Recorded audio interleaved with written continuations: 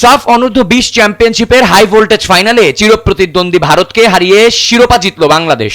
গ্যালারিতে দর্শকদের বাঁধভাঙা উল্লাসের মধ্যে ম্যাচের শুরু থেকেই আক্রমণাত্মক ফুটবল খেলে লাল সবুজের যুবারা। প্রথমার্ধে মিঠু চৌধুরীর হেড ও রোনান সুলিভানের সহজ সুযোগ লক্ষ্যভ্রষ্ট হলে লিড নিতে ব্যর্থ হয় দল। বিশেষ করে 14-19 মিনিটে দুটি সুবর্ণ সুযোগ হাতছাড়া হয় বাংলাদেশের। দ্বিতীয়ার্ধে ভারতের আক্রমণের গতি বাড়ালেও বাংলাদেশের রক্ষণভাগ ছিল দুর্ভেদ্য পাহাড়ের মতো।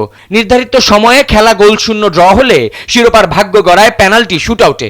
সেখানে গোলরক্ষক মাহিমের দুর্দান্ত সেভে জয়ের স্বপ্ন দেখতে শুরু করে বাংলাদেশ। তবে নাটকীয়ভাবে বাংলাদেশের 3 নম্বর পেনাল্টিটি মিস হলে উৎকণ্ঠা ছড়িয়ে পড়ে।